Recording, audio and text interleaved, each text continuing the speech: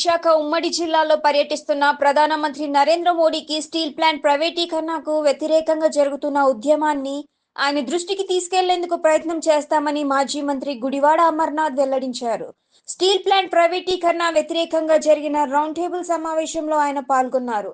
అనంతరం మీడియాతో మాట్లాడారు. 28వ తేదీ నుంచి 29వ తేదీ వరకు కార్మికులు నిరసన దీక్షకు దిగాలని, ఈ ఆందోళన ప్రధాని దృష్టికి తీసుకుని వెళ్తామని పేర్కొన్నారు. గతంలో వైసీపీ ప్రభుత్వం ఉండగా తామే స్టీల్ ప్లాంట్ ప్రైవేటీకరణకు మద్దతు ఇస్తున్నామని కూటమి పార్టీలు ప్రచారం చేశాయని అన్నారు. మరి ఇప్పుడు కేంద్రం పొత్తులో ఉన్న కూటమి ప్రభుత్వం స్టీల్ ప్లాంట్ ప్రైవేటీకరణను ఎందుకు అడ్డుకోలేకపోతుందని ప్రశ్నించారు. కేంద్ర ప్రభుత్వంతో ఉన్న పొత్తు కూటమి ప్రభుత్వం ఉపసంహరించుకుంటే ప్రధాని దిగి వస్తారని అన్నారు.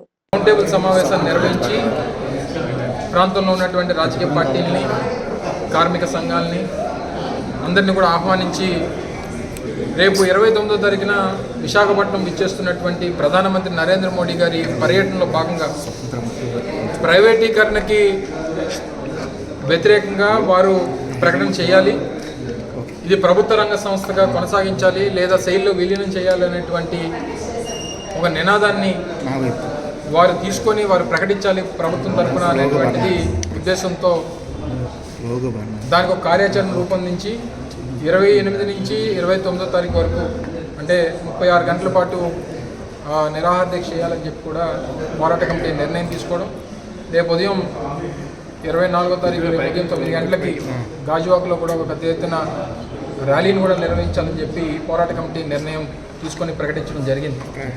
వచ్చినటువంటి రాజకీయ పార్టీలు కానీ లేదా అందరూ కూడా దానికి సంబంధించి పూర్తి స్థాయి, ముఖ్యంగా వైఎస్ఆర్ కాంగ్రెస్ పార్టీ పూర్తి స్థాయి మద్దతుని పోరాట కమిటీకి అందిస్తూ ప్రైవేటీకరణకు వ్యతిరేకంగా పూర్తిగా వారు చేసేటువంటి పోరాటంలో అండగా నిలబడతామనేటువంటి విషయాన్ని కూడా వారు చెప్పడం జరిగింది. ముఖ్యంగా ఇప్పుడున్నటువంటి కూటమి ప్రభుత్వం గతంలో వైఎస్ఆర్ కాంగ్రెస్ పార్టీ అధికారంలో ఉన్నప్పుడు పూర్తిగా స్టీల్ ప్లాంట్ ప్రైవేటీకరణ అంతా కూడా వైఎస్ఆర్ కాంగ్రెస్ పార్టీ చేస్తున్నట్టుగా, వైఎస్ఆర్ కాంగ్రెస్ పార్టీ వల్లే ప్రైవేటీకరణ జరుగుతుందని చెప్పి ఒక ప్రచారాన్ని అప్పుడు విజయవంతంగా వారు చేయడం, ఎన్నికల్లో దానివల్ల వాళ్ళు లబ్ధి పొందడం, అధికారంలోకి రావడం,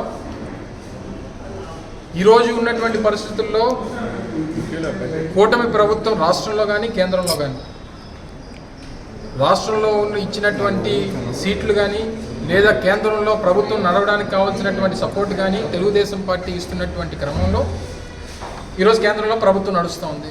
మేము కోరింది ఒకటే, నేను పార్టీ తరఫున రౌండ్ టేబుల్ సమావేశంలో కోరింది, కేంద్రంలో తెలుగుదేశం పార్టీ జనసేన ఇస్తున్నటువంటి మద్దతుని ఉపసంహరించుకుంటే తప్ప, లేదా ఉపసంహరించుకుంటాం అనేటువంటి ఒక మాట కేంద్ర ప్రభుత్వానికి హెచ్చరిస్తే తప్ప వాళ్ళు దిగిరారు, ఈ నిర్ణయాన్ని వెనక్కి తీసుకోరు అనేటువంటి విషయాన్ని నేను చెప్పడం జరిగింది. దానికి ఎందుకంటే ఇది రాజీనామాలు చేసో ఎమ్మెల్యేలను ఎంపీలను రాజీనామా చేసి మీరు రాజీనామా చేస్తే తప్ప ఇది ఆగదు అనేటువంటి మాట ఆ రాజీనామా చేయడం వల్ల కూడా ఉపయోగం లేదు. ఎందుకంటే గతంలో ఉన్నటువంటి కేంద్ర ప్రభుత్వం కానీ ఇప్పుడున్నటువంటి ప్రభుత్వం ఈరోజు ఈ రాష్ట్రంలో ఉన్నటువంటి రాజకీయ పార్టీల వల్ల వాళ్ళ బలం వల్ల ఈరోజు కేంద్రంలో ప్రభుత్వాన్ని నడుపుతూ ఉన్నారు. వాళ్ళు విత్డ్రా చేసుకుంటే ప్రభుత్వం కూలిపోయేటువంటి పరిస్థితి ఉంటుంది. గతంలో ప్రత్యేక హోదా కోసం మీ రాజకీయ అవసరాల కోసం ఆ రోజు లాస్ట్లో ఒక సంవత్సరాల ముందు 2019 ముందు సంవత్సరాల క్రితం ముందు మీరు విత్డ్రా చేసుకొని ధర్మ పోరాట దీక్షలు అని చెప్పి పెద్ద ఎత్తున మీరు ఉద్యమాలు చేశారు కదా.